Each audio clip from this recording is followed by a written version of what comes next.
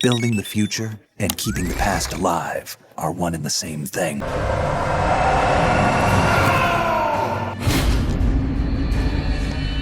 Don't you die on me, damn it! He is robbing! Now! Now go! Let the legend come back to life. I'm gonna make him give back our past. Take back everything that we've lost. His country, his family, his face, his identity, everything was stolen from him. Are you... Snake? The boy began to physically parasitize individuals experiencing extreme anger and codify the host's desire. He can also implant program code in another individual, making them a puppet, essentially. Who is doing this? Such a lust for revenge?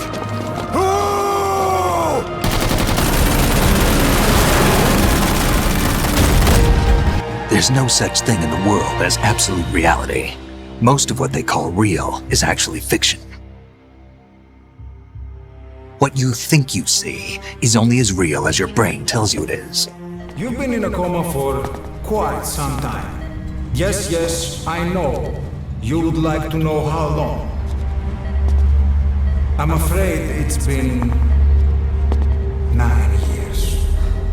The Phantom Pain, 9 years on since its release. It's incredible how this game continues to live on, and not just a piece of entertainment, but as a cultural phenomena.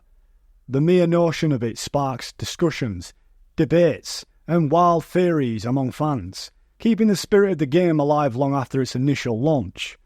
There's something poetic with the ambiguity woven into its narrative. It's like we're haunted by its phantoms, endlessly trying to decipher every word and action within its story. And that's where the magic lies, in the freedom to interpret the story in countless ways.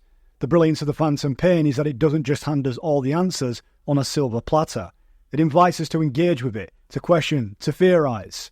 The Metal Gear Solid community is a testament to the enduring passion. Despite the years that have passed, fans are still digging into every detail, uncovering new theories, sharing their insights. It's this collective enthusiasm that keeps the dream of Metal Gear Solid alive and kicking. To those who love to speculate and delve into the mysteries of the game, keep that fire burning.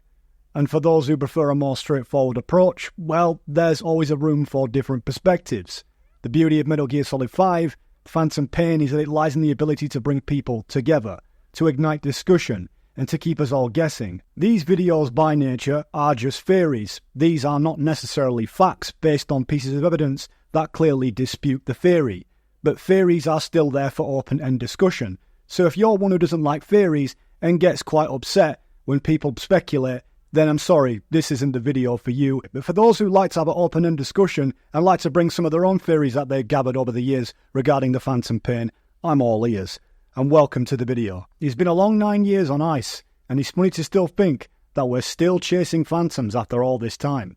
Well anyway guys, here's to you.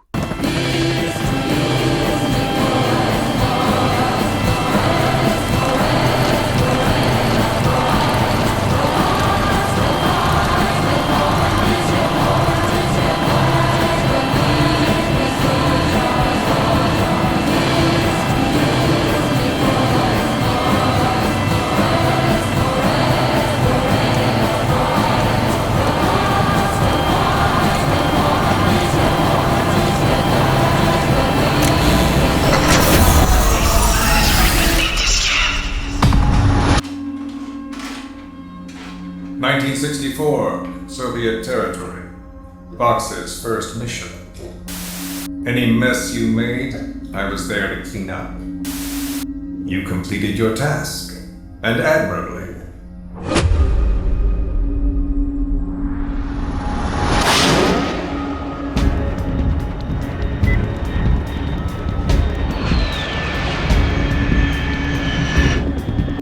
(1964) Soviet territory.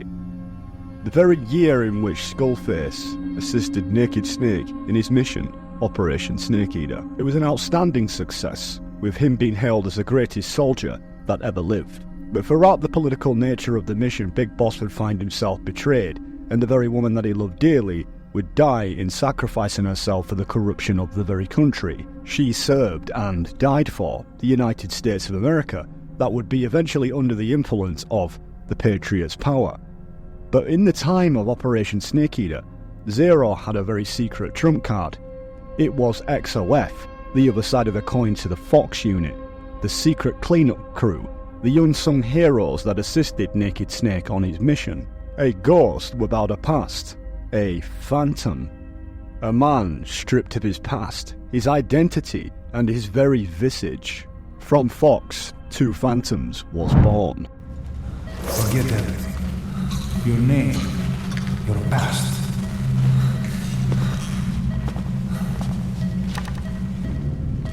Tomorrow, it becomes phantom.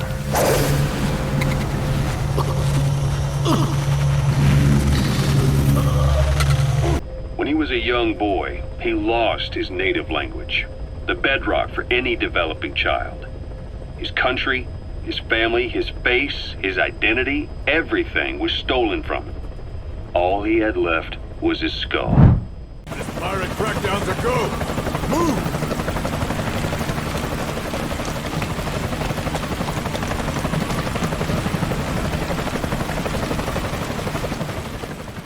Of course we'd be talking about Skullface, one of the most controversial villains within the Metal Gear series, with some regarding him as a poor example of what a villain should be. But what more of an example of a villain does somebody need? Or perhaps maybe even an anti-hero? This complex story behind such character serves much more than just this eccentric guy who dresses in a bizarre and unusual way. People tend to view his character from a very one-dimensional view. When we look at the very story complexities of the very shadowy organisations such as Cipher, it is very fitting that someone like Skullface would just arrive into the series unannounced. He is a man with no name, no profile. He is completely forgotten within this world. Would finally break free from his controllers, the very ones that have kept the entire world in the Metal Gear series oppressed. In Ground Zeroes, when we first see the appearance of Skullface, we get the impression that he is very cunning, smart, sadistic, of that in contrast to him in The Phantom Pain. It almost seems like they're two different people. There is a great parallel between Venom Snake and Skullface. Both of them were phantoms of Big Boss, robbed of their identities and contributing to the expansion of his legend, but destined to never be known by the history books. Cipher will rewrite the records, and I will vanish from human memory. But the thirst for revenge that I have planted will infest the system. What we don't see behind the scenes is Cipher, but then again, that's what makes them a shadowy organisation. We're chasing ghosts and following footsteps with no end in sight. In essence, the Metal Gear series tries to convey this by not directly showing them within full frontal view, but in fact keeping them within the background, almost serving as an overseer to the current affairs in which we find ourselves in. This is what makes Skullface very sinister as a character. The idea of the unknown, something that we can't describe and explain, it almost feels supernatural. And no doubt, very unexpected of his character arc. But when we look into Skullface's character before we dive deeper into the analysis, we need to understand that most of the great character building is put in through the tapes. We realise that he is both sadistic and cunning at the same time. We get to understand and learn about what drives him in a very well-spoken, poetic way. He climbed his way up through the ranks of Zero, even getting the top spot to be one of the most trusted amongst Dr. Clark, Donald Anderson, having an immense deal of influence and power that Zero had appointed him. But in the grander scheme of things, of what makes Cipher so sinister is the fact that they can control the show behind the scene, using different pieces of the chessboard to carry out their own agendas.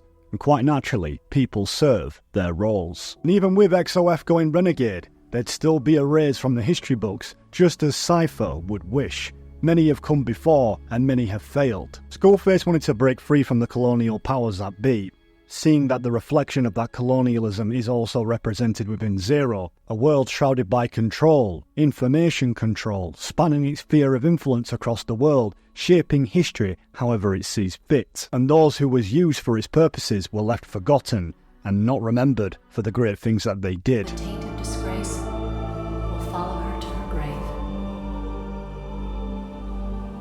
Future generations will revile her.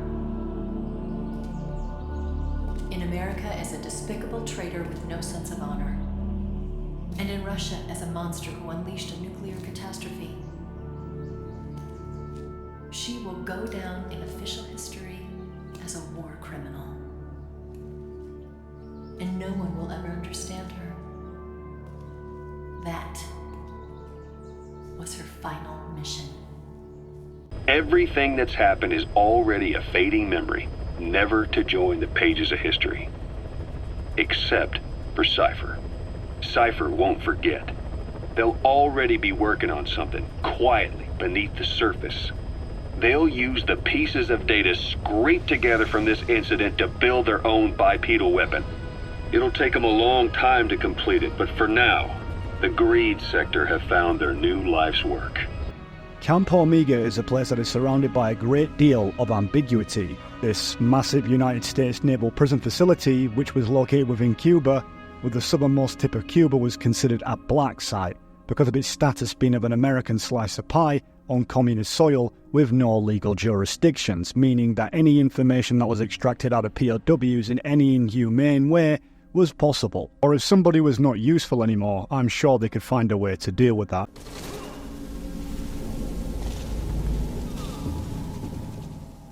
While Cipher was not massively in control of the United States government, he did have his hands in a few of the intelligence agencies, including the CIA. It was only a matter of time before someone took you down. And that was XOF. Officially, they're an anti-terror unit under the CIA. In reality, they're Cipher's private strike force. They lured you to Cuba using Chico, the Nicaraguan revolutionary kid, and Paz, a mole who worked for Cipher as bait. While you were gone, XOF, posing as a nuclear inspection team, stormed Mother Base. Skullface is a faceless entity, unknown. Practically the only way anyone knows about him is by discovering him through means of investigation. It's very supernatural, almost like the X-Files. We're trying to uncover the history behind this imposing figure. With Skullface deviating into his own path would break free from his handler, Zero, utilising the abilities within the US intelligence agencies to inspect the very base that Big Boss had under the guise of a UN inspection team. Of course, was nothing more than a well-devised ruse. One-dimensional thinkers really believe that Skullface is a villain that should not belong within the Metal Gear franchise, simply that his character was underwhelming, when in fact his character was well built on. You just didn't notice it. The entire Camp Omega and Ground Zero's incident is one big giant investigation for us to uncover. Upon arrival, if one listens into the US Marines' conversations, we can get somewhat of an understanding of the kind of imposing, detailed figure that we are dealing with. Someone who is clearly up on his psychological torture and interrogation method, just like Ocelot himself. Through the means of his brilliant devised plan, we tried to kill one Zero and one Snake with one stone. All quiet? What was that crew up to going back and forth between admin and the old prison area all the time? Yeah, one of the guys on gate duty was saying the same thing. They kept taking a prisoner with them. And then they'd go down to the boiler room. The area was off limits when we did the question. Interrogation. My buddy said he heard screams coming out. And music. Music? That's some creepy shit.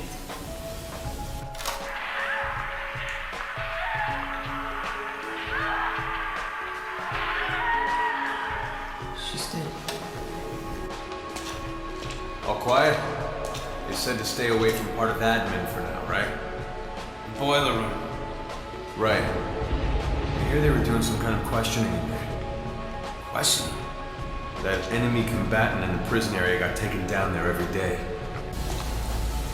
All quiet? I didn't get a good look. What's his face, man? Yeah. You didn't need to get close to see there was no mask either. I tell you, I'm glad they're out of here. Look at the graveyard around the shoulders with dead men. Yeah. The boss, his crew, the Phantoms. Every last one. With Skullface being one of Zero's most trusted operatives, he was given certain freedoms in becoming the Major's personal enforcer, allowing him to independently run XOF as he saw fit and pursue whatever projects, which would be a massive mistake on the Major's end. Most of Zero's operatives were given their missions via proxy. Skullface, however, received his missions directly from Zero over a private secure phone line that was designed to keep their conversations private. Of course, just like the Major's typical fashion, would be designed to be untraceable as a precaution just in case Skullface intended to betray the Major, using the very power that he had been given to make forged CIA credentials, claiming that he was a CIA unit, even though the group at the time didn't answer to Langley, at least XOF. In a former spy master and assassin, there is no denying that he's up on his infiltration through means of covert infiltration. Skullface's methods didn't rely on him strapping on a sneaking suit and being more direct. He could pose as being part of an organisation through means of Trojan horse activities to gain the very intel that he needed, including assassination methods that could make it look like an accident, fitting for someone who's considered a phantom, someone who is invisible with no past and no profile. Ground Zeroes, we witness an antagonist, a villain, who is so much more than we see within the Phantom Pain. He seems more in control of his own beliefs and faculties, that in fact he would orchestrate such events in such a genius way to devise his plans. Chico and Paz would break to the physical and psychological torment of Skullface's sadistical nature, extracting information from Paz for Zero's location, and including breaking Chico, who would expose key details on Mother Base and Metal Gear Zeke. What's disturbing is not what we see on the surface, it's also what we understand when we learn about the tapes, such as hearing the torture that Paz and Chico had to suffer, including sexual abuse, even including torturing a child. These are matters of which subjects touch upon that makes Skullface a well-devised antagonist for the Metal Gear Solid series that in reality is very sinister in his own ways and shares similarities to the other antagonists.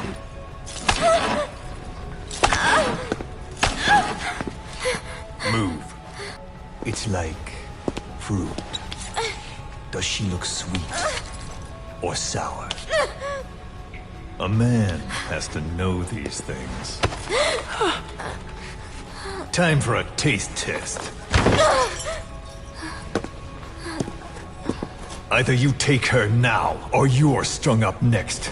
You're going to call your boss for help. We'll make a recording, play it across public frequency bands. To bring him here? You wouldn't want the girl leaving here alive. She'd have to be eliminated before he came. There's no other way.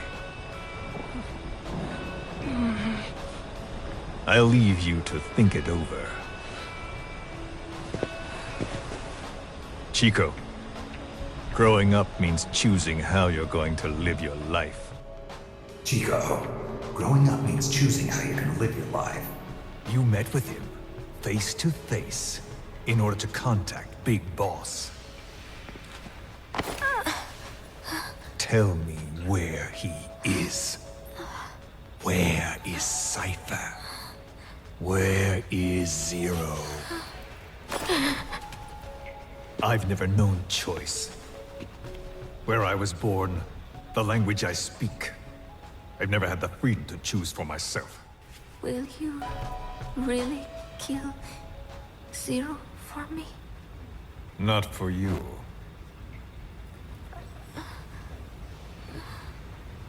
All right. Zero is Hell's Kitchen, 10th Avenue.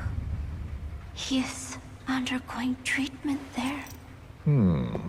Not exactly Hyde Park. Events that are surrounding Ground Zeroes are convenient truths, half-truths, and perhaps just downright fabrications to a larger story at play, one that is narratively spoken and told through Cipher. Camp Omega serving as a setting for something much more larger at play, for the perfect setting of the very beginning stages of the S3 Plan. We have to remember that Major Zero isolated every one of his members in Cipher to own different sections that he could have personal contact with each individual not necessarily knowing the plans of exactly what his other agents was doing. They quite naturally carried out different roles that led to different outcomes, one that were no doubt fantastically premeditated. And well, if it went wrong, I'm sure they'd have a backup plan. Metal Gear Solid 2 serving as the perfect example, as the majority of the characters in the game, especially Dead Cell, or those who did know who was aware, like Fat Man and Olga Krlugovich, through means of blackmail or persuasion, didn't even realise they was playing specific roles that was fed by Cipher's narrative. And even if some did, some was willing and some just had no choice. The beginning stages of the S3 Plan, the Selection for Societal Sanity, which was initially believed to be stood for the Solid Snake simulation due to misinformation, when in the reality in the grand schemes of things was to see if they could control and manipulate society at will, manipulating world events, controlling people as a collective. Venom Snake was a victim of this very beginning early stages of the S3 Plan, which initially would have been the recreation of Big Boss, and in reality it was at the very beginning. I've prepared a ruse of sorts, one I imagine you'll quite like. What is it? You could say I've made another snake. Major? I'm not talking about the children. A mental copy.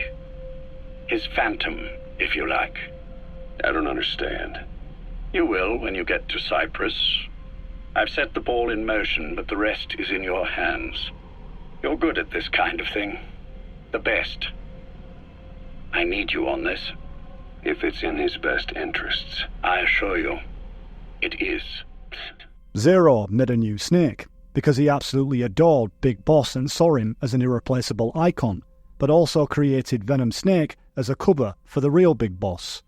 In all reality, we was more than just a stand-in. He was actually a part of a wider project unknowingly, just like Raiden, who, in a similarity of ways, carried out a mission that was awfully similar to Solid Snake. Using fire to fight fire, creating the perfect assassin to retire, Solid Snake's brother. S3 stands for Solid Snake Simulation. It's a development program to artificially reproduce Solid Snake, the perfect warrior. The result is a Foxhound Commando. When Foxhound no longer exists, a simulated Solid Snake shaped by VR regimen. Sound like someone you know, Jack? I'm sorry to see you reduced to one of the Patriot's puppets. The individual is supposed to be weak, but far from powerless. A single person has the potential to ruin the world. And the age of digitized communication has given even more power to the individual. Too much power for an immature species. Building a legacy involves figuring out what is wanted and what needs to be done for that goal. All this you used to struggle with. Now we think for you. We are your guardians, after all. You want to control human thought? Human behavior? Of course. Anything can be quantified nowadays. That's what this exercise was designed to prove. You fell in love with me just as you were meant to, after all. Isn't that right, Jack? Ocelot was not told the whole truth, to say the least. We rule an entire nation. Of what interest would a single soldier, no matter how able, be to us? The S3 Plan does not stand for Solid Snake Simulation. What it does stand for is Selection for Societal Sanity. To this day, many of us are still questioning the true nature and reality of this great, brilliant script that has been written for these games, that some will argue were just poor writing, but in reality was actually left open for a massive piece of interpretation, and perhaps one of the most profoundest works since Metal Gear Solid 2. Regarding characters such as Venom Snake, Big Boss, Zero, even Skullface, everybody else in the grand scheme of things that all make the story's narrative under one particular organisation, Cipher. When we take a look at Ground Zeroes, we have to take a step back and look at some of the inconsistencies within the dialogue, with Kazuhira Miller knowing that Paz and Galvez' involvement with Cipher the entire time. And yet in Ground Zeroes, he denies any involvement with the likes of Paz and Galvez, saying he can't believe that they bought that cover story. I knew Paz and the Professor. I knew who they really were all along. 'Cause I used them. I suppose you were the one that brought them to Columbia in the first place, huh? Guilty as charged. Paz wasn't just CIA, you know. She was working for the KGB, too. And for this Cipher group. In other words, she was a triple agent. You knew all of this? It was coming down just as hard the day we met Paz. I only want peace for my country. I can't believe we ever bought that cover story. Some people take the narrative of the story of what they're told in Metal Gear Solid 5 to be solid fact. They don't believe in the Friedrich Nietzsche quote that there is no facts, only interpretations, which wasn't put there by mistake. Some forget that Hideo Kojima draws upon such inspirations from novels like 1984, from philosophers to musicians such as David Bowie. Mixed in with his own source of ambiguous writing, you are left with an overwhelming, creative and yet confusing narrative to unfold. Some narratives that people will aggressively defend to the point of insults. Either way, it doesn't matter what you think, the game's narrative will still have people questioning regardless. In essence, it's like Cipher's influence. It's still talked about, its meme still lives on, just like Big Boss's meme, Venom Snake, taking up the very role of the man himself. Some believe that it was actually a simulation, Ground Zeroes being the setting, the stage, to make the perfect soldier, to make the soldier to carry out the very narrative that was needed during the events of Phantom Pain. Whilst the events of Ground Zeroes may have happened, the version that Venom Snake receives is something that is quite different to what Big Boss may have seen. Knowing that Big Boss would definitely not trust Miller after the likes of Peace Walker, they had to reinforce this message that he didn't know about Professor Galvez and Paz to take his role to assist the new Big Boss, which without a doubt would have no idea how to run a private military company. So the question is it fact or is it theory? Does it even really matter when it is left open for interpretation, as perhaps Hideo Kojima wished it to be? I can't emphasize the word to describe the complexities of Metal Gear Solid's story. It's beyond complex. That in fact some people overlook and miss out dialogue sections that can contradict or tell the truth or simply divert and confuse the viewer, or make themselves appear to be the victim when in reality they could be the perpetrator. They say that actions speak louder than words, and quite clearly they do. But in reality, words can kill, quite literally. So the Major sought a system that used information, words, to control the subconscious. The word became flesh. The final parasites. State of consciousness has helped us implant powerful suggestions through induced hypnagogia. He's experienced all your missions on record and shares all your knowledge and experience to make him believe that he is the one true Big Boss. Words that subconsciously affect the mind, being under a hypnosis-like state, but according to Ocelot, Venom Snake has undergone every single mission that Big Boss has accomplished. Everybody had their role. It was beneficial all round. Ocelot knew that it would benefit his most beloved friend Big Boss, and the act wasn't just for Cipher, it was evidentially a combination of the two. Commander Miller was also essential for this role.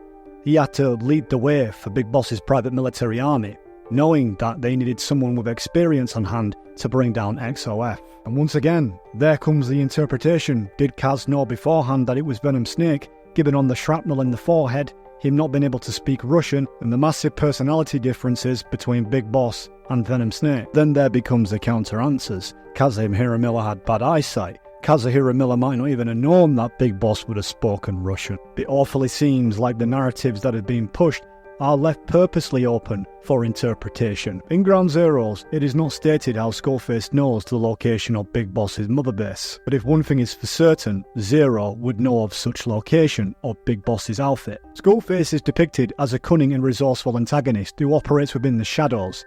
It's plausible that he utilised various means to gather information about Mother Base, such as surveillance, infiltrating Cipher's networks. Chico didn't exactly give away the location, as far as we're aware, aside from what Mother Base contained, such as Metal Gear Zeke and how many troops were on board. But is it not plausible that Skullface could have been acting under orders from Zero, Cipher, to destroy Mother Base and lure Big Boss out? Throughout the Metal Gear series, Zero's unhealthy admiration for Big Boss is well established, and he goes to great lengths to manipulate events in order to control influence of Big Boss's actions, to such extreme lengths as cloning his sons, to sending Paz, an agent, to frame Big Boss for a nuclear attack, or so we're led to believe, unless she acted on her own accord, which seems very out of character considering that she wanted Big Boss to live. Hence why we can't take what every single character in the game as what they say is evidently fact, when they contradict themselves. There is no happily ever after waiting for you in the end, unless you obey the will of Cipher. taking the weapon you built and using it to launch a nuclear strike on the east coast of the United States. Just like Zero. And you.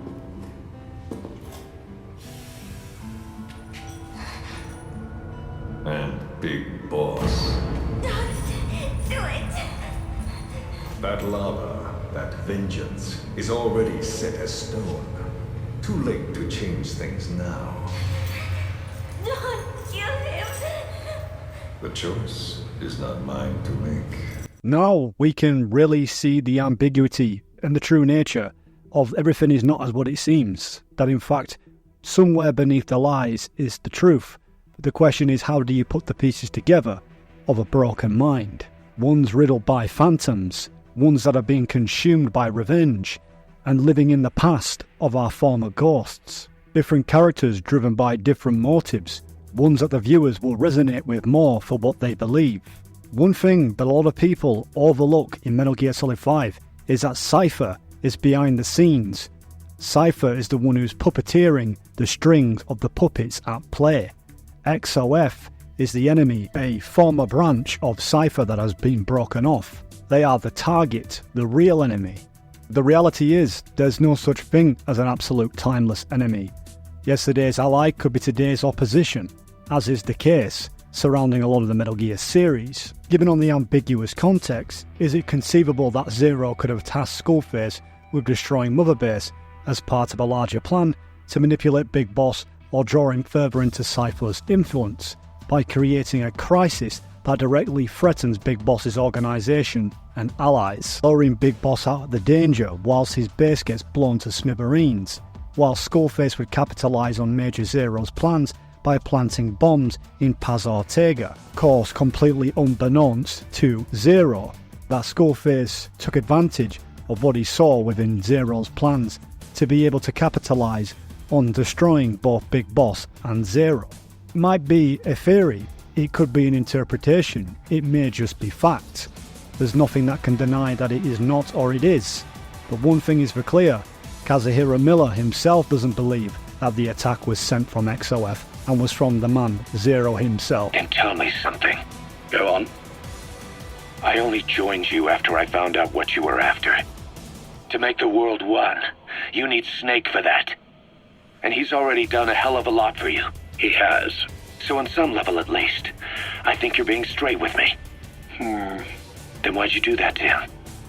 I get what you were trying with Paz. You wanted to get Snake any way you could.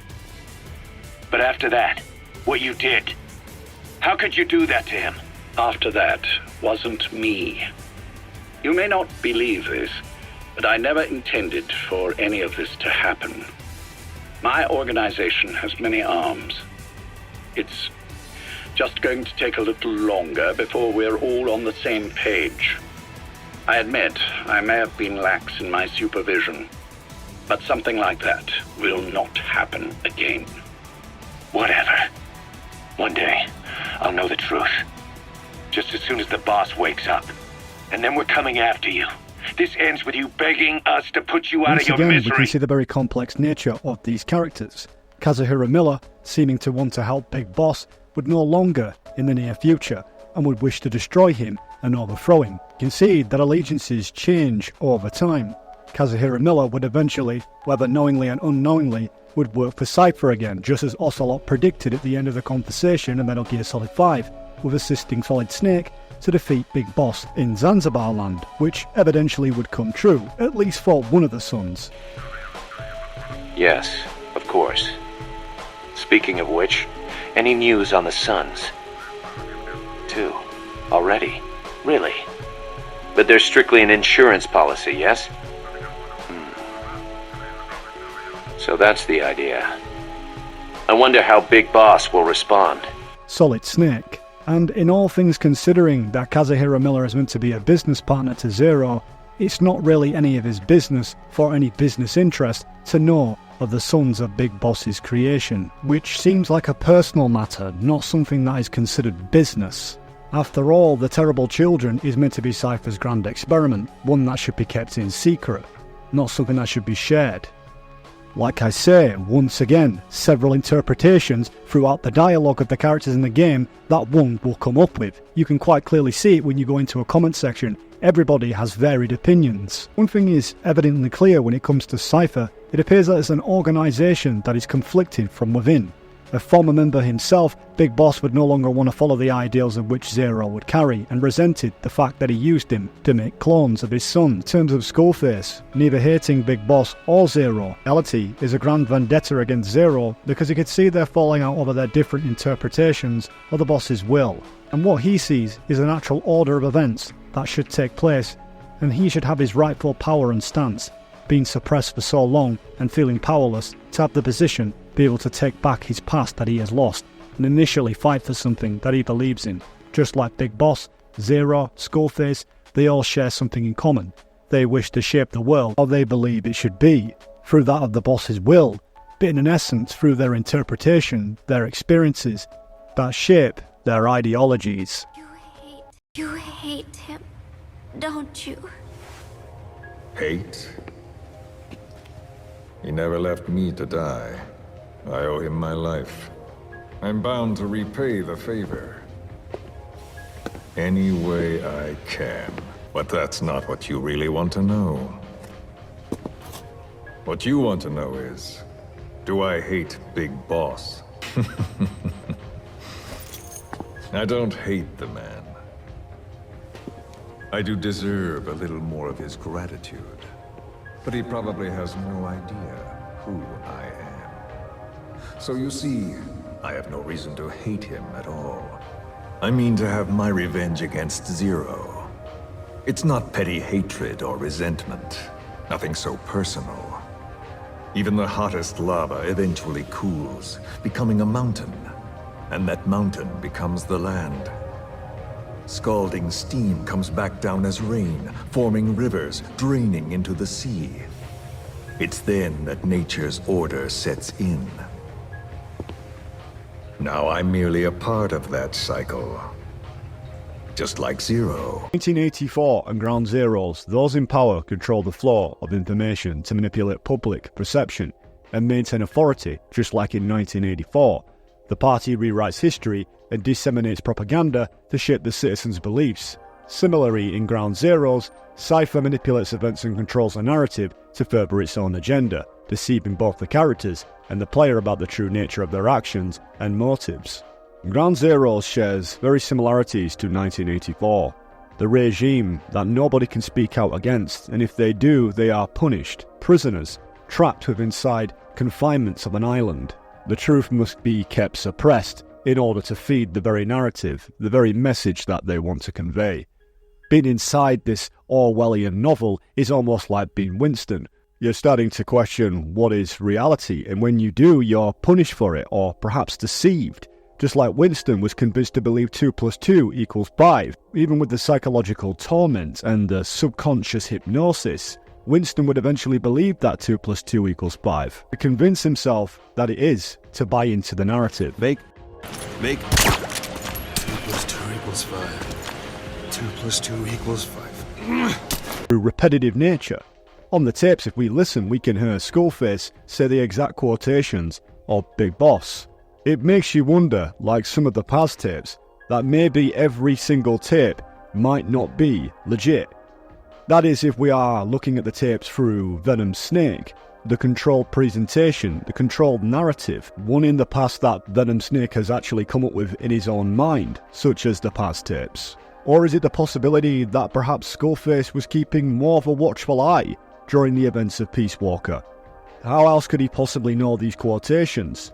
Unless Hideo Kojima was just reusing quotations, just like he has done in other games. I just don't think it's a case of bad writing. Hideo Kojima knows exactly how to sway the crowd, divert their attention, and in fact keep them asking questions. This Never Be Game Over is a story, a legend, one that will not be forgotten. It will be remembered in history.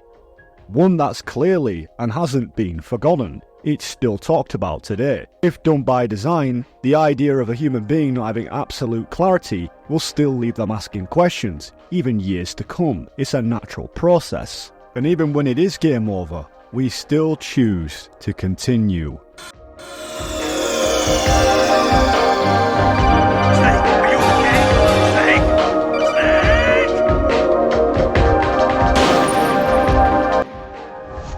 Nothing to be ashamed of. Pain gets the better of us all. Let the words comfort you. Nothing to be ashamed of. Pain gets the better of us all. Hard to think that after all these years, we hang on those words like our life depends on it. Like there's still some truth to be found. And even within all them years, Hideo Kojima or Nobuo Konami has confirmed what any of this means. Is it done intentionally? The more I think about it and look at it, the more I start to think that this is just something that is to keep everybody talking. It still leaves us with a cliffhanger, asking many questions. Of course, like many psychological thrillers, Metal Gear Solid just exemplifies what it is. There's the true narrative of the story, as well as just things that are left open for blatant interpretation.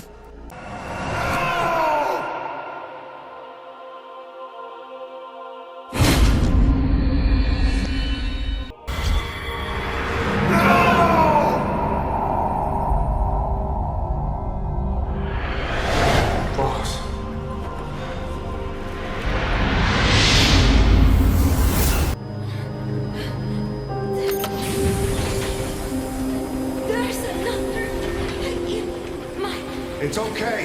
The other bomb, we managed it.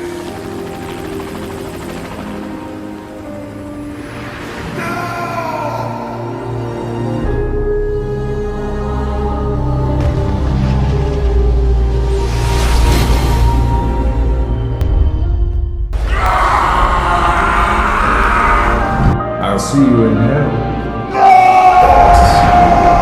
You remember who you are, what you were meant to do.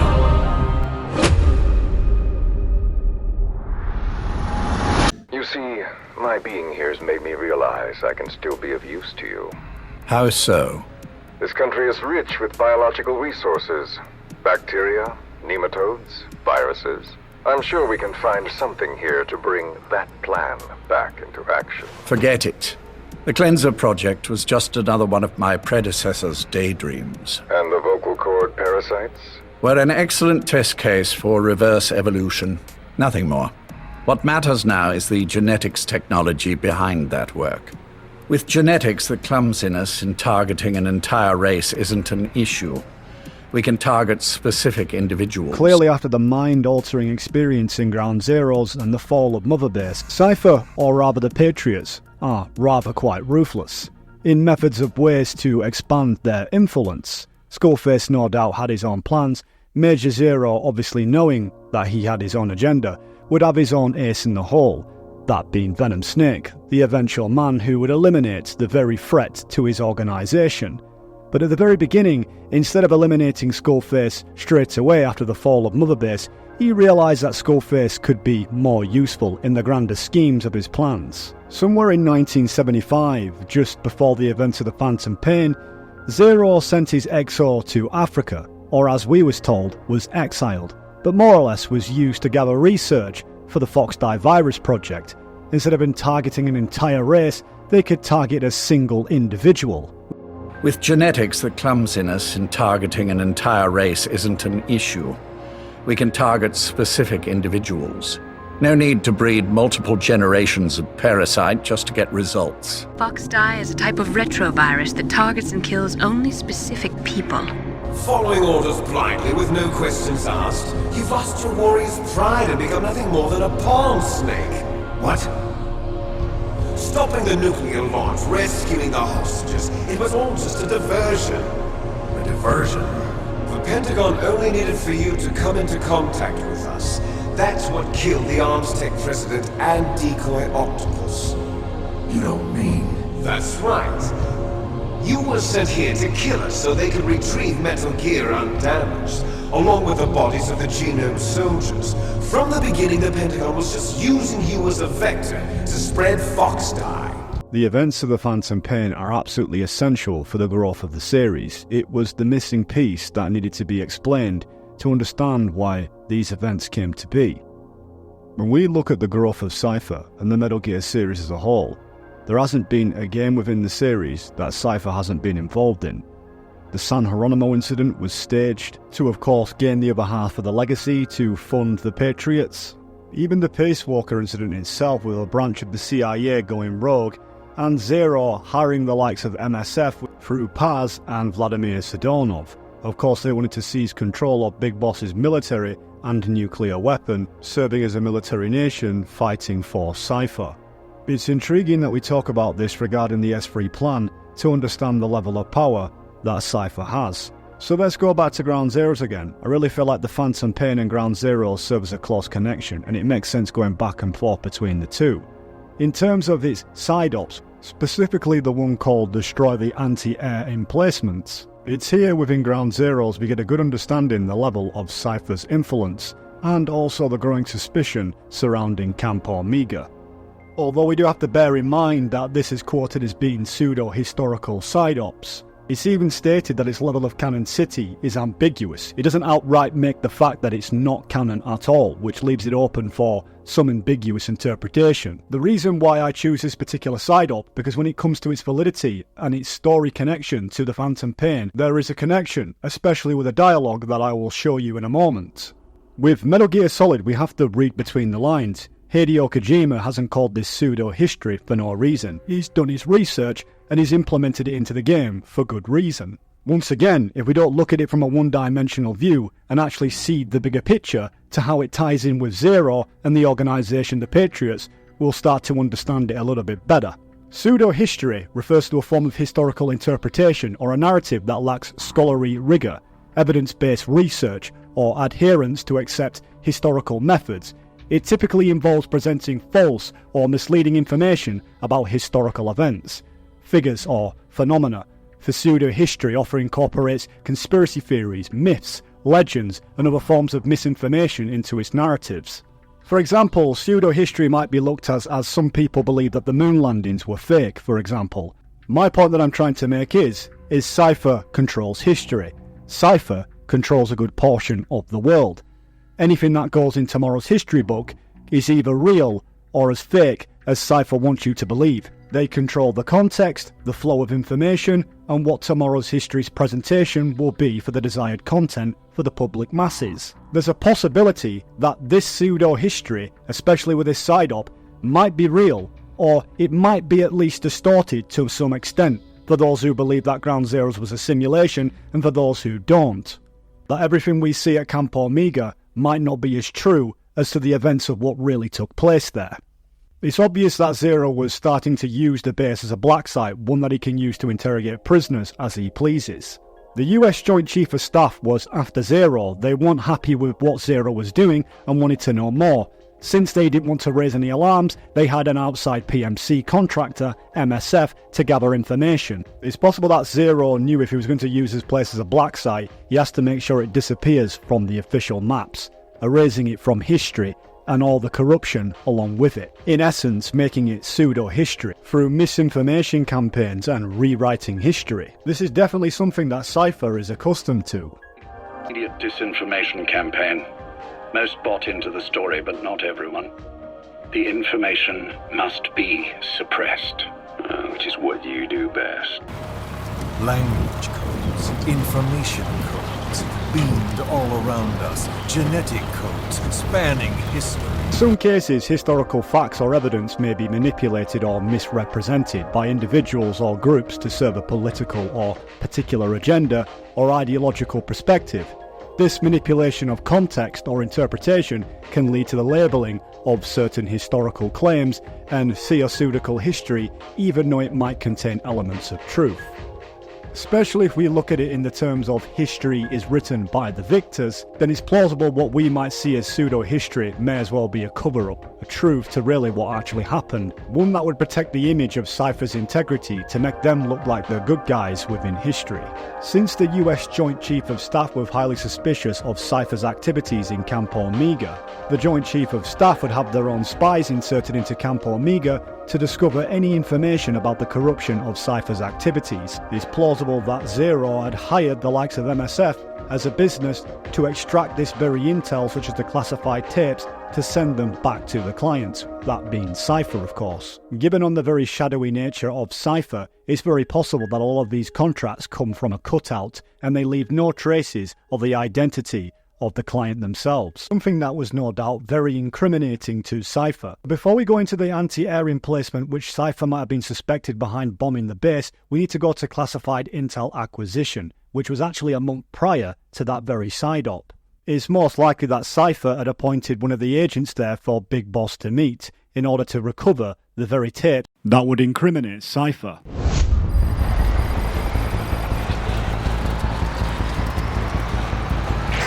Boss, you need to make contact with the undercover agent posing as a soldier at the base.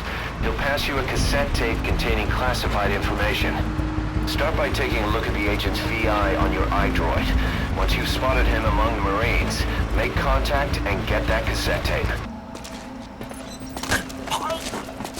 This is the target. Spit it out. Stop. The other soldiers will suspect something's up. Spit it out. You're here for... No! You're not so tight, huh? I put everything on a tape. I don't have it on me. It's in the central control tower, edge of the admin building sector. I needed to stash it. Had eyes on me, and these guys, they don't work for Langley. He's... Huh? Forget it. You watch your ass too. All right. The very nature of the side-up itself is highly unusual and very ambiguous in the minds of those who are still trying to interpret it years later. Of course, it gets even more strange when we make it inside the admin building and interrogate one of the soldiers that is there who gives you another mysterious tape, which awfully sounds very familiar to the MSX at the end of The Phantom Pain, when Venom Snake places it inside the MSX and it says Operation Intrude, which was Cipher's insurance policy, Solid Snake, to eliminate Venom Snake. It's very eerie and unusual to think that there's some things in Ground Zeroes that are like almost foreshadowing of the very future events of Phantom Pain. I can't help but feel that Hideo Kojima didn't put it there without reason. It was either to try and foreshadow the coming events of the Phantom Pain or some kind of secret within the game Cipher is working on. I honestly thought that we could get this tape, download it and actually break the fourth wall and perhaps maybe find a way to extract its audio to find out what the contents were. So you want this tape? The agent's tape found its way into his hands?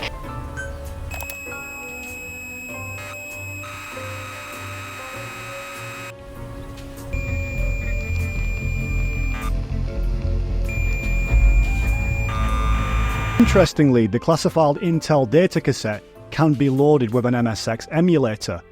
According to some people over at msx.org, they took a look at the data cassette audio and it turns out you can actually load the tape. Well, kind of. Well, what they managed to get out of it was something saying Volume 2 or VOL2.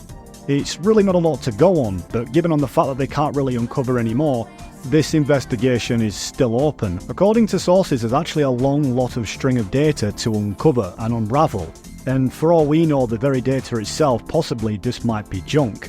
And within reality, there may be nothing to find. It could just be a direct link clue to the Phantom Pain. 10 years later and we still haven't heard anything new. Maybe it's time to reopen investigations. Well anyway, being back on topic, we actually find the agent's recording, which is actually incriminating evidence to show that Skullface had been torturing a subject at Camp Omega. That this little POW or refuge camp was actually a lot more sinister than people care to know.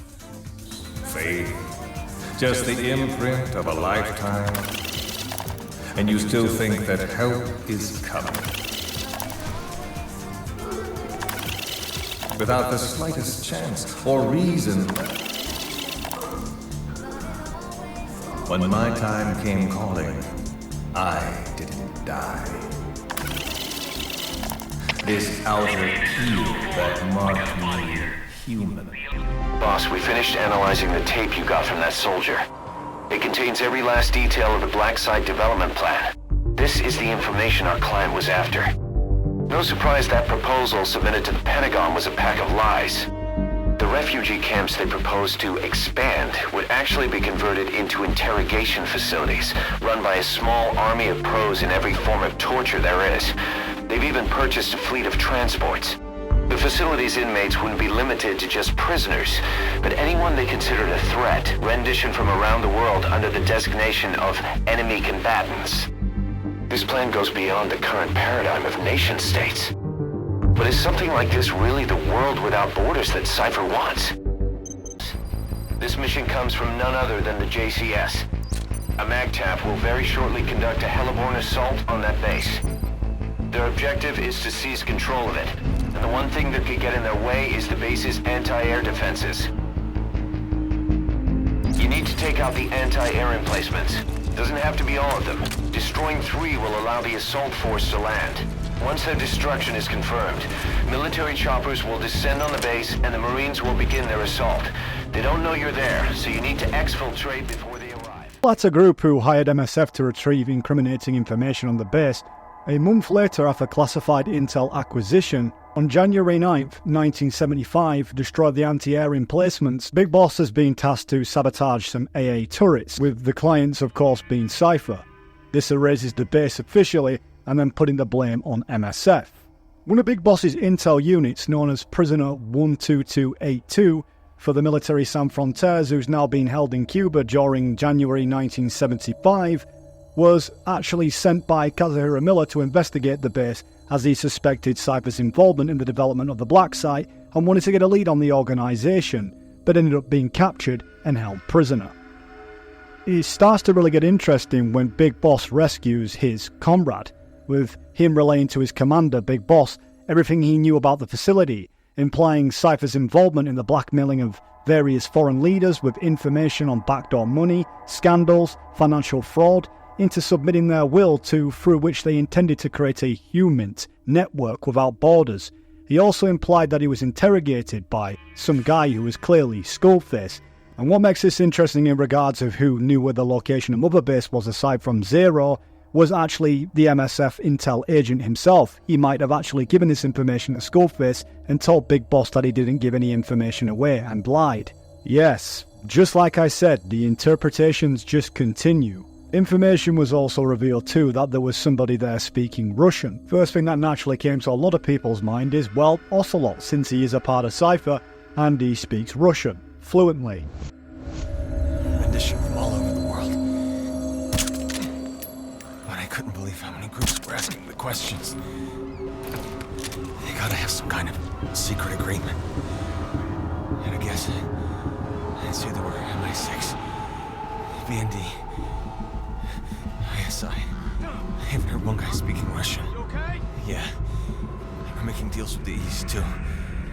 Local agencies will snatch dissidents who've defected to the West and send them back across the Iron Curtain after us and stop over here.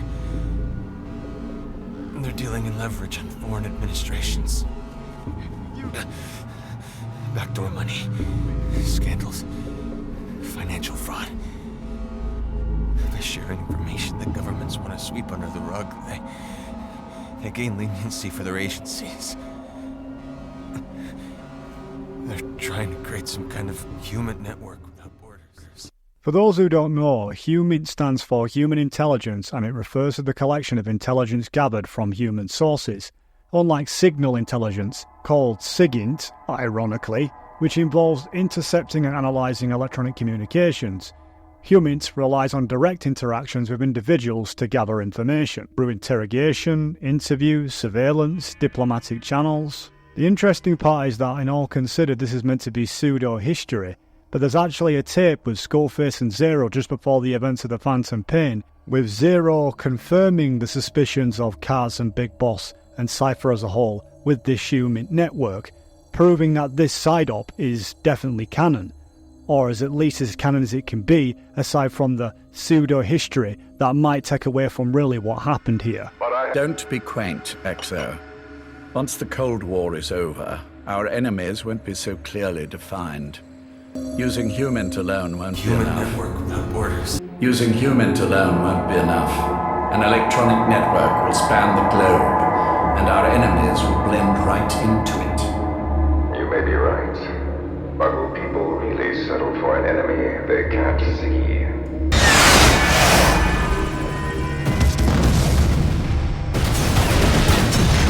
Debate!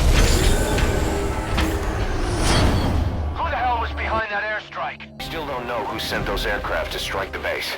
The one thing we can say is the origin was Western.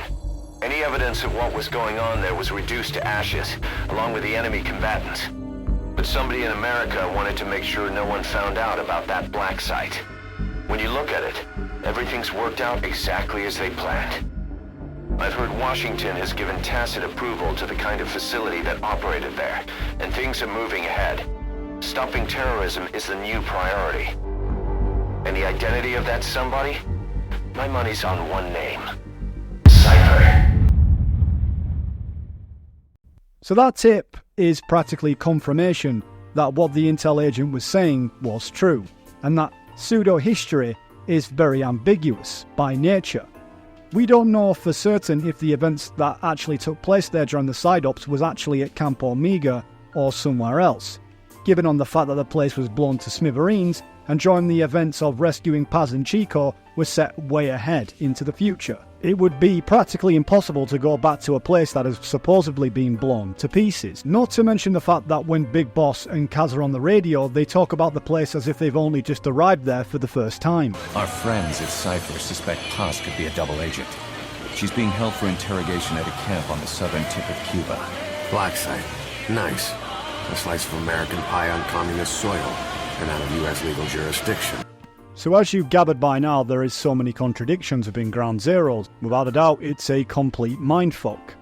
And the reason why we think this is when we match the pieces of the dialogue together, they don't seem to match each other. It's not a case of just poor writing or a miscalculation. It was intended for whatever reason, for that is we don't know.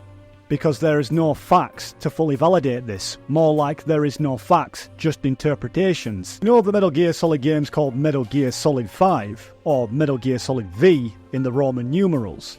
But the very character himself, Venom Snake, is referred to as V. V has come to.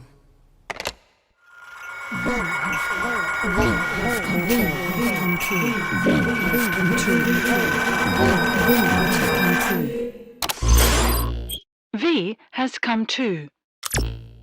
When Snake wakes up, and he will, he'll need your help again. So when he does, I promise you'll be the first to know. The code phrase will be V has come too. I'll then mobilize all the necessary parties. Think of it as an overture to a prologue.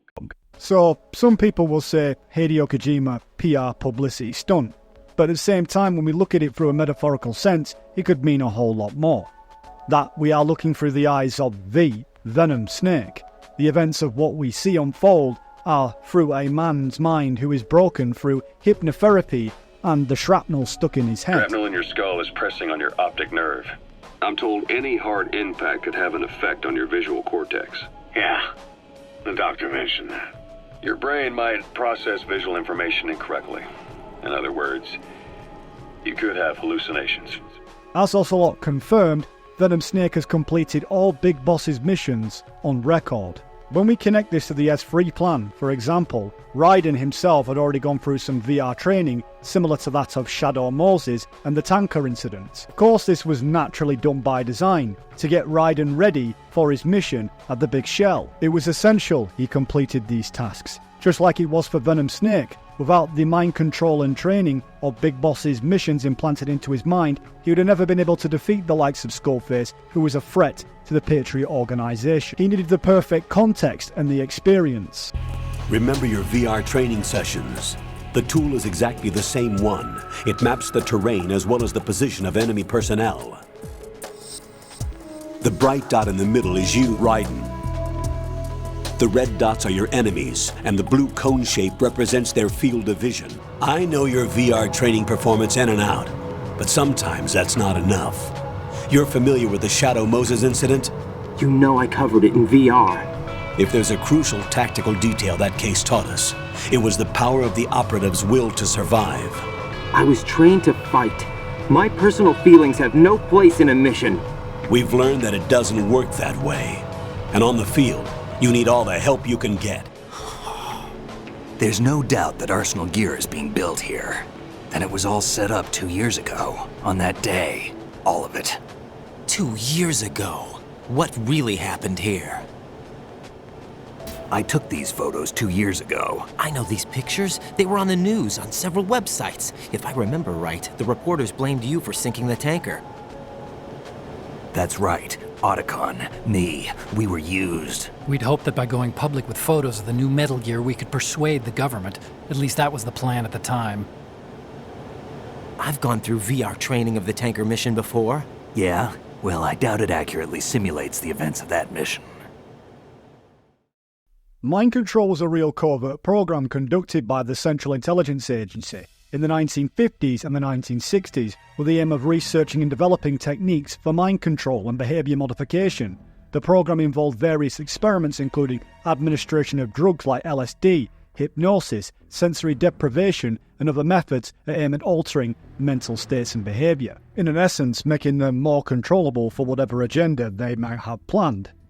Whilst VR might have been a way of controlling Raiden within the future, hypnosis through subconsciousness was a great way to warp Venom's mind. You could say that it was the initial beginning of the S3 Plan. Whilst it didn't end up being too successful with Venom going back to Big Boss, Zero did have his insurance policy, Solid Snake, who was unknowingly knowing the truth about his past, unlike Liquid Snake. But with all that being said, Venom Snake would eventually eliminate Skullface, carrying out Cypher's plans to protect their organisation. One of the greatest games ever made, Call of Duty Black Ops, touches up on these similar themes during the 1960s when early stages of mind control was being implemented. What's interesting to think is that the main protagonist, Mason, who was under this mind control, who was brainwashed by a character called Dragovich who tried to brainwash him into killing his own president, making him become his own personal assassin. Dragovich.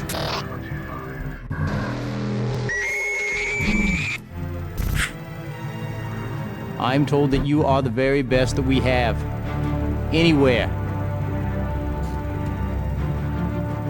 You will need to be. Mr. Mason, take care of it. Whether you view the side ops as being canon or not is your decision, but one can't deny the level of evidence that can be found within the side op missions that give us crucial information regarding the story of Metal Gear Solid 5, and some quite frankly that will just go unanswered.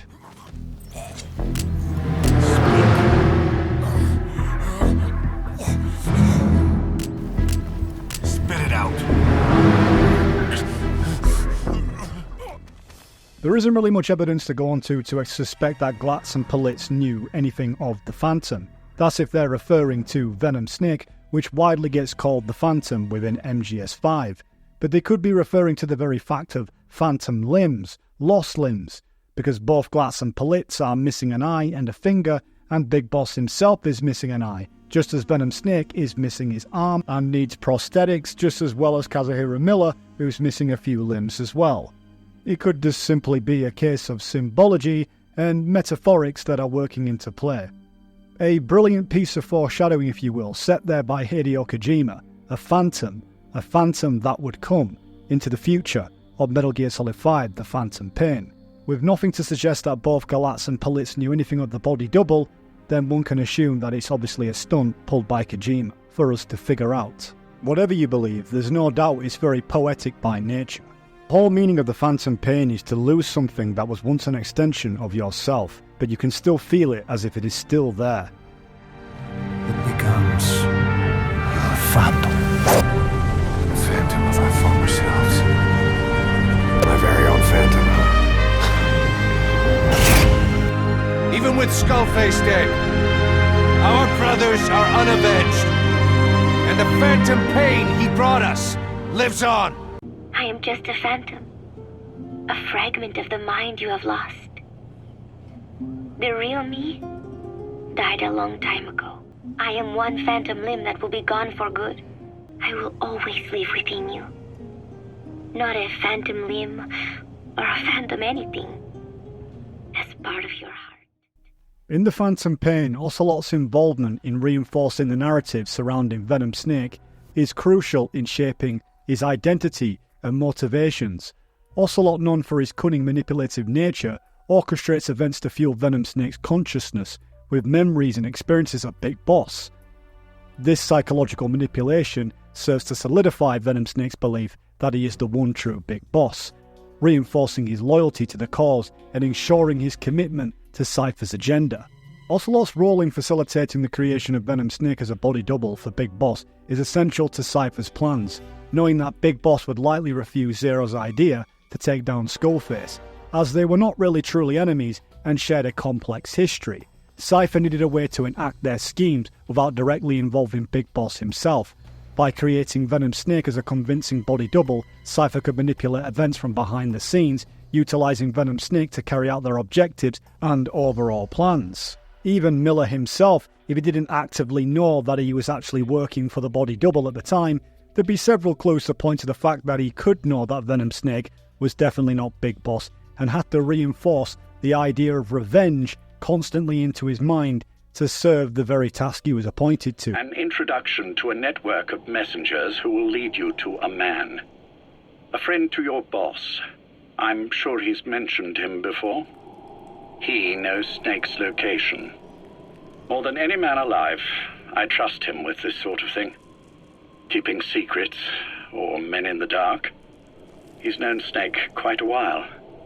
10 years longer than you. Kazuhira, I don't care if you don't trust me, but I require your absolute trust in him on this. Snake will be brought back into this world, however long it takes. Understood? The only reason we're having this conversation is because you still have a role to play. Colonel, are you under orders from the Patriots? Your role, that is, mission, is to infiltrate the structure and disarm the terrorists. My role? Why do you keep saying that? Cypher, after all, is that cunning. They can exploit people's emotions by staging events that could have triggered Kaz's bitterness and that need for burning revenge throughout the entirety of the Phantom Pain. We can see the reinforcement through Ocelot and Miller driving Venom Snake to carry out Cypher's will, feeding into Venom Snake's psyche like the Patriots did to Raiden to carry out his objectives. You'll have to join up with Miller. Build that private army of yours one more time. It's your only chance. Our new mother base. I don't know how long it'll take, but I'll make it bigger, better than before. God, what should I do? Boss? Tell me. Tell me like you used to. We can crush Cypher, boss. And you can build the army that can do it. Cypher's assassin.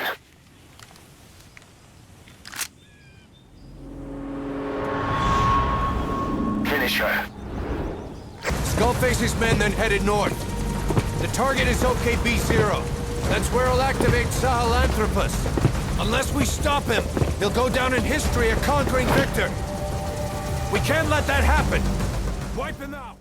It's debatable within the MGS community if Miller actually knew of the body double truth during the early beginning of when he arrived back at Mother Base when he'd lost his limbs. There were several factors to point towards the fact that Miller was aware about the body double, at least especially later on within the game, after realising personality traits, even the very appearance of the body double himself. Kazuhira Miller's not exactly blind, he's just hypersensitive to light. We can clearly see that he can see because he can walk around on his own just fine. He even grabs a gun off a kid, dismantles it, so he can see just fine. Metal Gear Solid isn't exactly black and white. Cypher's organisation is beneficial for everybody all round, including Skullface, who knows he can use things to his own agenda, just like Ocelot, just like Miller, and everybody else who's affiliated with it in some way. I just want to clear this up now and get it out of the way for why Miller was included within this early beginning of the Alpha S3 plan. We can understand that Miller knew because when Big Boss crashed in the helicopter and landed in the hospital, he can quite clearly see that he says, "What about him?" referring to the body double with a shrapnel in his head. Miller was more than aware that Big Boss next to him didn't have any shrapnel in his head, so there's no excuses to try and dispute this argument. Miller didn't fall into a coma, and nor does he have any forms of dementia or memory loss. Personally, I just don't see it as something that you could forget, especially for someone that you've known for all them years. Now all of a sudden you know was next to you has shrapnel in their head. It just doesn't add up. How's he doing? Well, he stabilized, but it took too long. He's in a coma. What about him?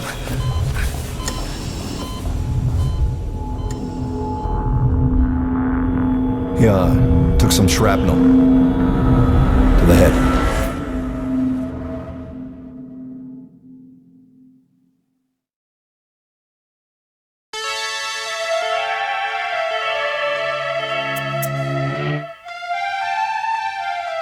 They do something to your eyes? No, it's just bright as all. No, he's no natural.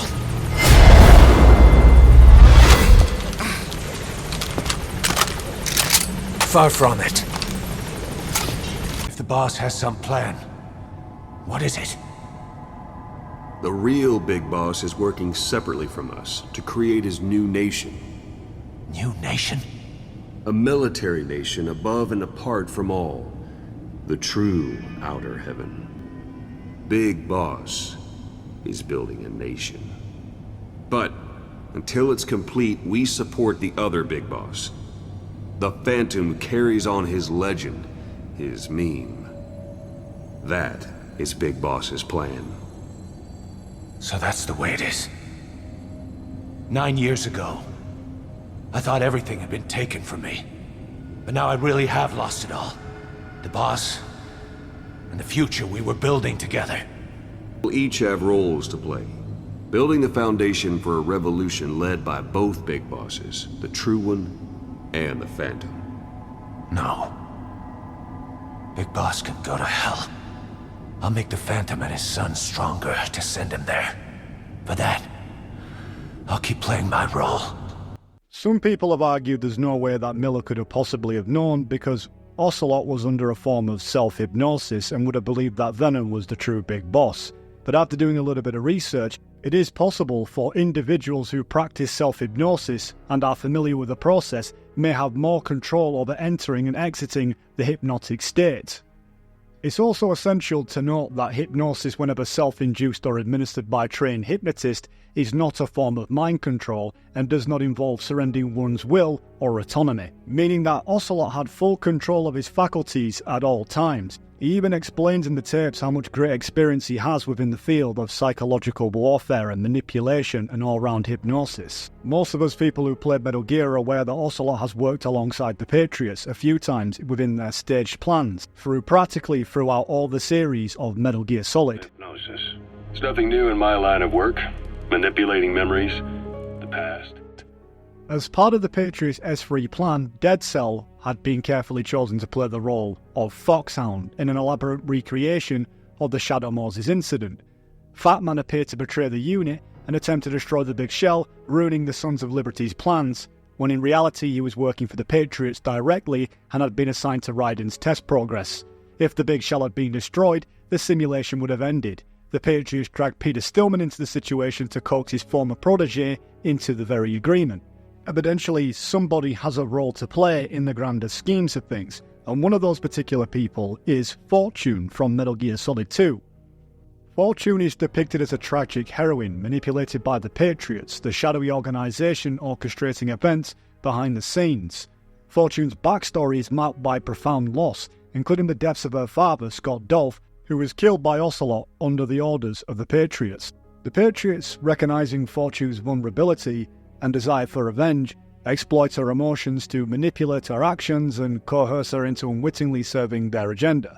The tragic ironies of what both Fortune and Venom Snake share is their emotions have been exploited in order to carry out the agenda of the Patriots. That also doesn't just go for Fortune as well. Olga Krulukovich as well was also coaxed in by being blackmailed. If Raiden didn't complete his mission and defeat Solidus, who was a threat to the Patriot system, her child would die. Funnily enough, whilst everybody was factored in with this simulation for the S3 plan, Solid Snake, however, wasn't actually a part of the simulation, which is kind of ironic considering that in the last couple of games, he was actually under the control of the Patriots unknowingly. But when you look between Metal Gear Solid 2 and 5, you start to notice a big connection between the storylines, and it's very, very sinister. What are you talking about? Everything you've done here has been scripted. A little exercise set up by us. Exercise? The S3 plan was conceived as a means to produce soldiers on par with Solid Snake. That's what I told you. But the VR training the boy was put through is not the meat of the project. You think this little terrorist incident is your own doing, Solidus? This is the S3 training kernel. An orchestrated recreation of Shadow Moses. What? Ames and the President's deaths. The ninja. The computer virus that mimics FoxDie. Did you really think they were all a coincidence? Ames' own nanomachines were used to shut down his pacemaker. I arranged for the appearance of the ninja as well. As for the president, although Johnson realized what was going on, he played out his allotted part. Fat Man was a different story. He's one of our own people, a sort of examiner we hired to test the boy's progress before letting him tackle the exercise proper. We had to arrange for Stillman's presence to coax the maniac into agreeing. If the boy had allowed the big shell to be destroyed, this exercise would have ended there. Given the right situation, the right story, anyone can be shaped into Snake. Even rookies can fight like men of experience. An instant creation of genius. And this training kernel would provide more than enough data to formulate such a program. You, Dead Cell, Olga, you're all nothing but pawns placed to create the perfect simulation. We provoked and encouraged your hatred. And you opted for vengeance, just as we planned. All orchestrated? So far, Cipher's power really knows no bounds. They control most of the intelligence agencies around the world, from supplies to resources, including many people who are in positions of power. During 1984 is when the Major's health would start vastly deteriorating. He had to rely on the likes of Sigint and Dr. Clark and a few other officials within Cipher to carry out his will, with the San Geronimo incident being the perfect stage to extract the other half of the philosopher's legacy, to Peace Walker from gathering intelligence from artificial intelligence such as AI to use that for the new Patriot AI network system, and to the Phantom Pain with the very parasites and nematodes that Skullface would research within Afghanistan and Africa to make the FoxDie program. Now with all these essentials, Cipher could evidently put all these things together to make the S3 plan come to life. With the growing age of technology, all these ultimate pieces of experimentation was the way that the S3 plan could fully operate. And Huey Emmerich, whether knowingly or unknowingly, would even sell off the parasites for the FoxDie program to DARPA that was under control from Cipher. At some point, Cipher would be fully given over to an AI system eventually named the Patriots, overseen by Donald Anderson and a few others who were highly corrupted. Someone has successfully struck at Zero. Since Zero's using a private network, we get information, but we have no way to trace his location. He went to incredible lengths to make sure his great escape went unnoticed. So far, I know at least Langley and the Pentagon were involved. He had a blackout triggered in New York to disrupt the transportation and information grids. That's right, the man who went by saga-and during Operation Snake Eater. Following Zero's disappearance, he's taken over command of Cipher. Well, to be precise, the AI he oversees has. The idea to have an AI act for Zero came about in '74, when the data from the mammal pod penetrated NORAD, and instead create a specialized system in which the AI, bound by specific rules, filters the massive amounts of data it collects before passing it on to people, subtly guiding their decision-making. And they've got a name for Anderson's AI project. It's called the Patriots. It's all about ensuring that the concepts driving society appears the same in the mind of each person in that society, about maintaining the identity of the individual, and yet having that individual willingly make up part of the whole. Zero's will is already fading into a shadow of what it once was. Systems, guidelines, rules, laws. When you take a mentality and fix it in a solid shape, put it out there in the hands of people, it can only begin to decay. Many have tried to destroy the Patriots, but naturally not many have come close. Skullface shares very big similarities to the likes of Solidus. He was appointed in a high-ranking position within Cipher, or in Solidus' case, the Patriots. When we look back on their motives and objectives, that being of an extreme nature, they are very similar in their own ways. They want to liberate the world from absolute control, even if that included doing it in an extreme way. Cipher plans to use its codes to control the world. They think they can. And the mother tongue of all those codes is hate. The word became flesh. The final parasites. It knows English. An English strain of the vocal parasite. I will exterminate the English language. With this, I'll rid the world of infestation. All men will breathe free again, reclaim their past, present, and future. This is no ethnic cleanser. It is a liberator. Free the world from zero. Let the world be. Want his power at any cost. Jack, it's not power I want. What I wanted to take back from the Patriots are things like freedom, civil rights, opportunities. The founding principles of this country. Everything that's about to be wiped out by their digital censorship. The Patriots would deny us even that. I will triumph over the Patriots and liberate us all, and we will become the Sons of Liberty! Skullface, who was driven by the burning desire of revenge, would ultimately meet his demise at the hands of Venom Snake, a figure who in many ways reflects Skullface's own journey of being stripped of his past and identity. Similar to Solid Snake, a tragic figure embroiled in a struggle for independence and identity, finds himself manipulated and ultimately eliminated by Raiden, a character whose journey mirrors that of Big Boss and Solid Snake. Raiden, like Venom Snake, is a product of manipulation and deception, his past and identity twisted and moulded by outside forces, making the very characters themselves question their purpose, question themselves and their very own identities. Just like Solidus, it could be that Skullface at some point within the Phantom Pain realised that Venom Snake wasn't Big Boss. The character changes overall for Skullface were very unusual, to the latter of his former self that was very cold and calculating.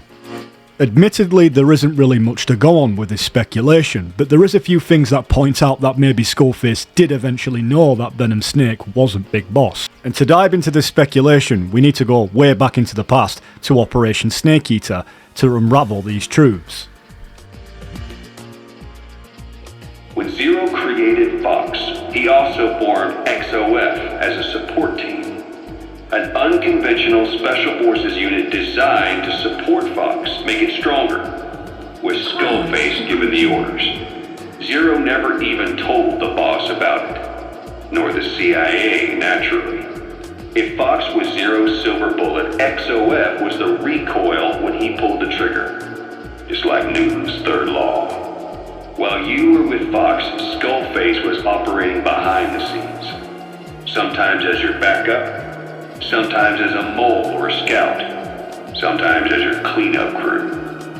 Fox's tail, making sure the mission succeeded and that you survived. Skullface would have known Big Boss quite well, considering that he would have helped him throughout the entirety of his mission, learning about his personality, his skills, and what he's capable of. Skullface and Big Boss share a great deal of similarities. They both have great disdain against the likes of Cipher. Some people tend to forget that Skullface doesn't necessarily hold hate in his heart for Big Boss.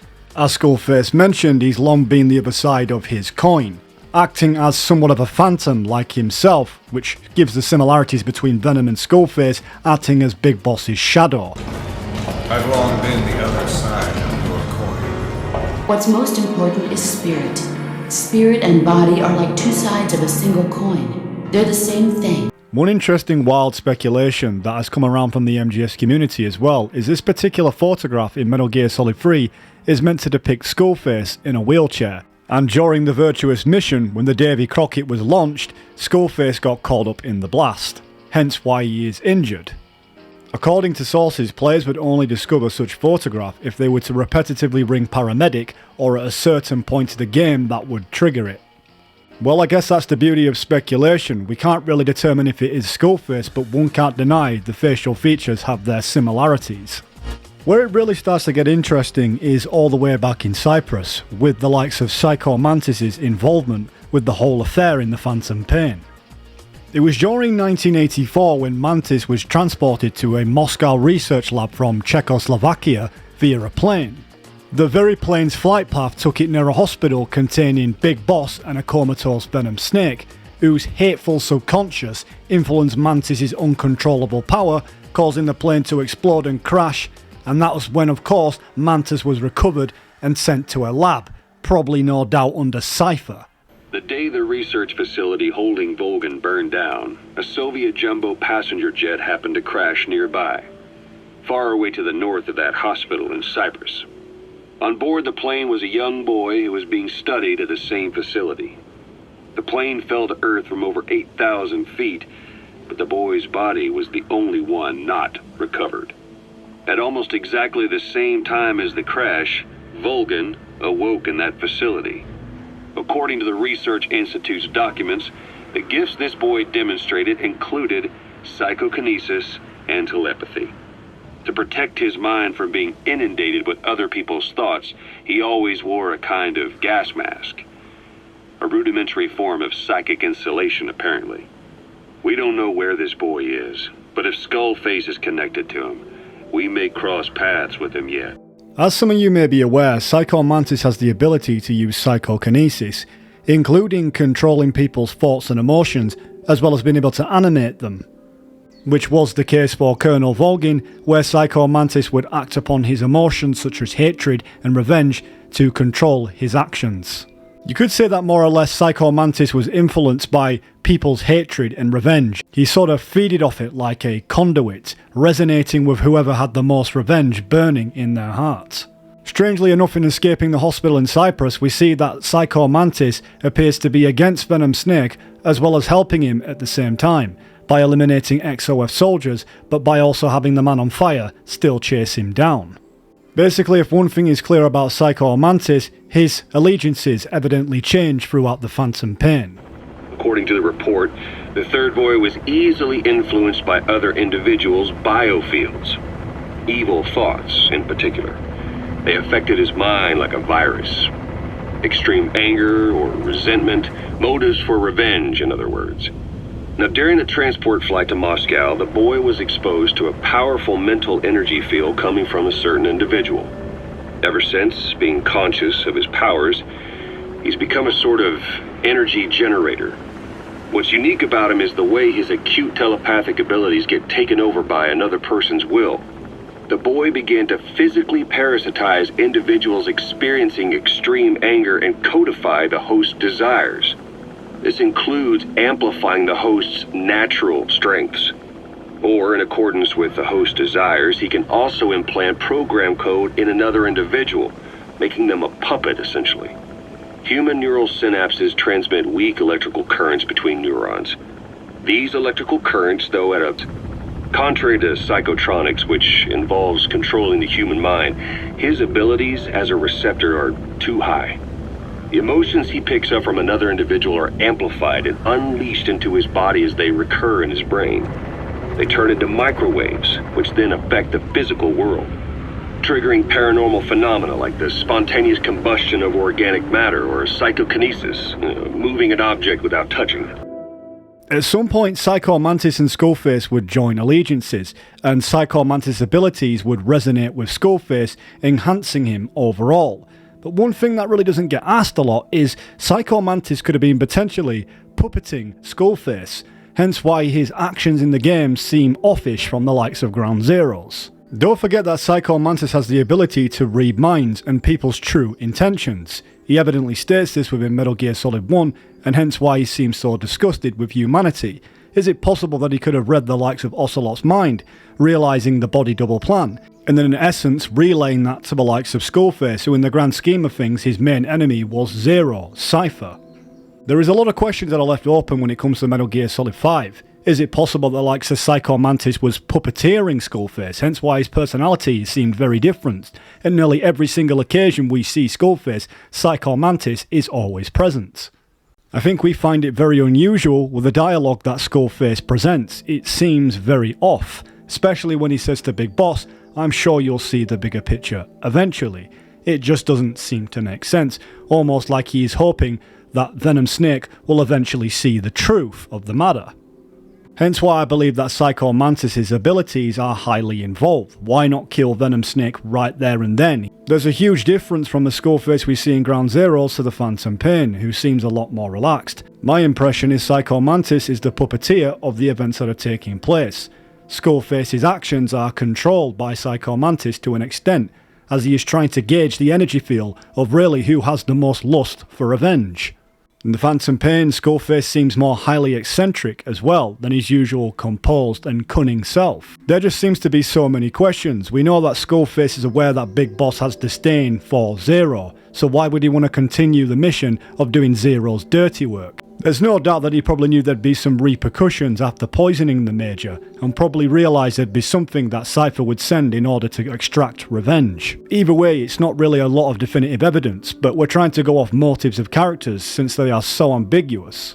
I don't buy the argument that some people say Skullface did try to kill Big Boss. You can clearly see he had a moment to kill him. Right there. You wouldn't try to toy around with your enemy, especially if you know that it's Big Boss, knowing the level of skill that he has. I don't know about you, but if I was to come face to face with Big Boss and I had an opportunity like the Philanthropist to keep him still, I'd take the opportunity whilst it was still there.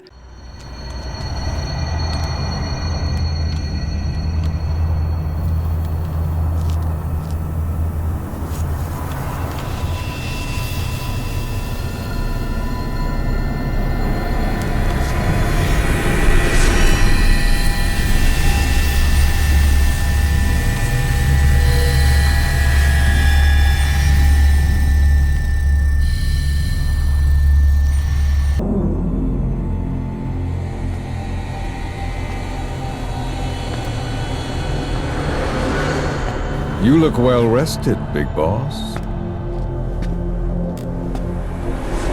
My, how you've changed. You became a demon for such little weapons as that?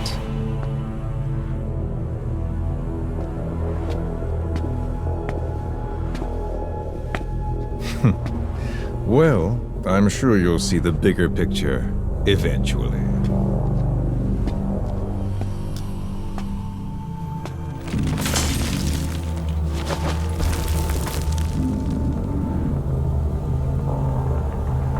If you get out of here alive.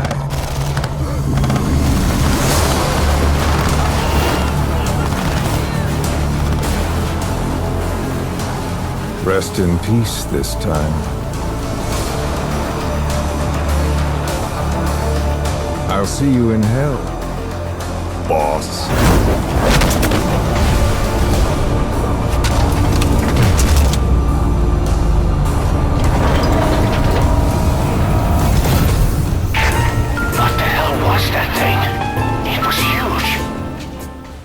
Psycho Mantis shows his allegiances to Skullface throughout the majority of the game. Only up until the end of the Phantom Pain, we see a shift within his allegiance. It's possible that Skullface didn't need to worry about Big Boss being a threat. That's if he believed it was the real Big Boss, because Psycho Mantis could evidently protect him. If you remember within the mission OKB-0, we can't necessarily kill Skullface. There's definitely so much more at play. Skullface and Big Boss, they shared their similarities, being phantoms and carrying the same histories of lost past and lost identity, that they can see similarities within each other in a sense. But Skullface is not driven to kill Big Boss, even when he knows the opportunity can present itself. If Skullface wasn't aware of Venom Snake's existence, he possibly could have been towards the end of his life within the game, when Psycho Mantis changes allegiances, as we actually see the likes of the Man on Fire walk towards the Metal Gear to get crushed. It's evidence that the Man on Fire has recognised that Venom Snake isn't the true Big Boss. This only happens when Psycho Mantis feels the burning desire and revenge that Eli is carrying on the helicopter that is just above. At that very point is when I believe Skullface really realised he was screwed, and that Cypher had definitely sent Venom Snake as an assassin to take him out. As well as Psycho Mantis' allegiances changed, Skullface then no longer had no winning hand to play. Knowing that Venom Snake can't possibly be Big Boss because the Man on Fire has decided to walk away. Make contact with him and make him talk. We have to stop him before his plan is set in motion. Sahelanthropus is somewhere inside there.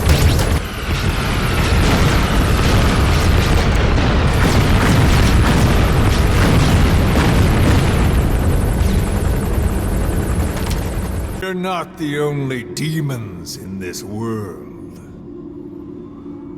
Like you, vengeance is all he has. It's man's thirst for revenge that drives the times. Just as you live because of me, he lives because of you. Show him!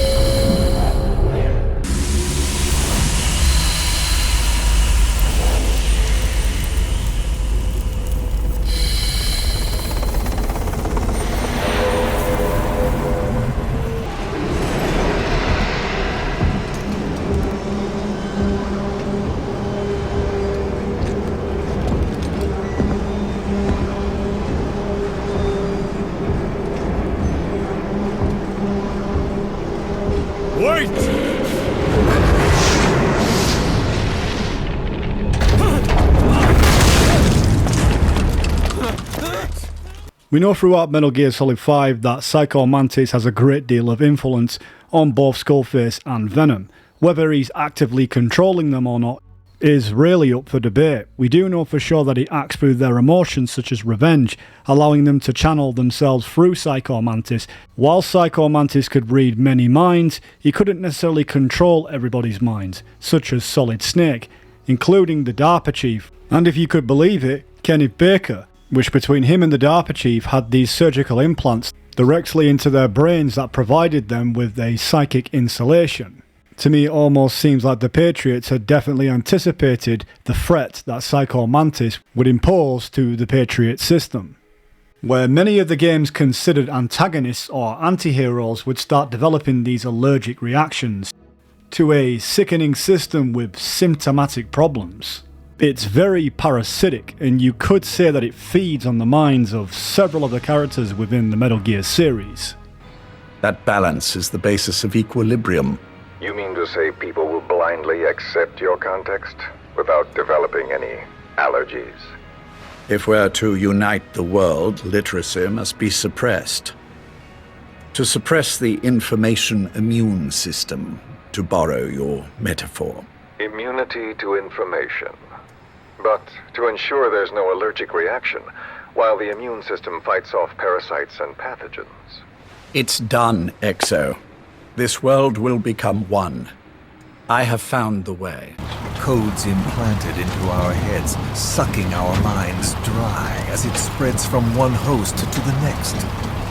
A parasite upon this earth, that is what Zero is.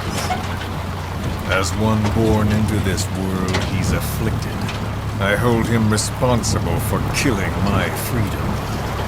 Killing all traces of my past. Killing any promise of a future. We are all but dead men forced to walk upon this earth.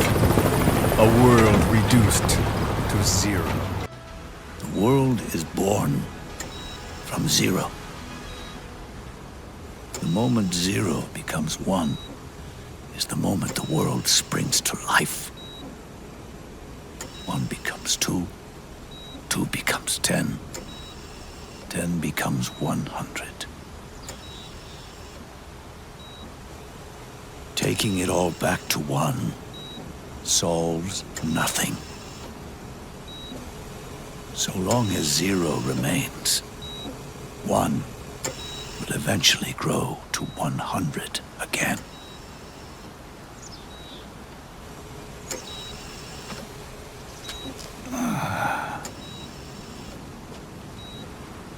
And so, our goal was to erase 0. Whilst the truth is within the story of Metal Gear Solid, there is also legends, ones designed to suit someone's narrative.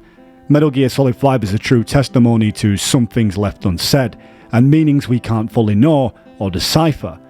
We're still clinging for answers, something we refuse to forget, like lost limbs, reminding us of these phantoms.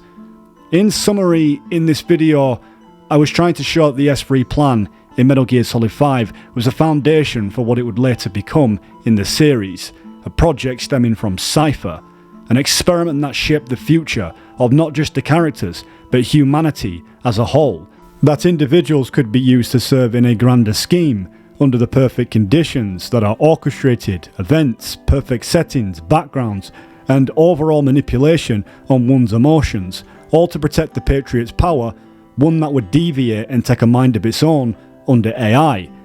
S3 serves as a shocking reminder of humanity losing free will. Under certain conditions, someone can be made to play a specific role. Act like someone else. Cats do love to play as snakes. Well, it's been 9 long years, guys, and don't let anybody tell you that you still can't keep looking for answers. Well, anyway, guys, thank you for watching, and until we meet again.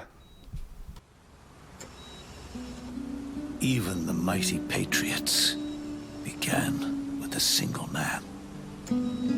That one man's desires grew huge, bloated, absorbed technology, began to manipulate the economy.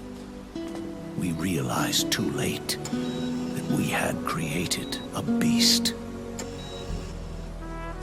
We had helped turn 0 into 100. His sin was ours. And for that reason, I'm taking it upon myself to send 0 back to nothing.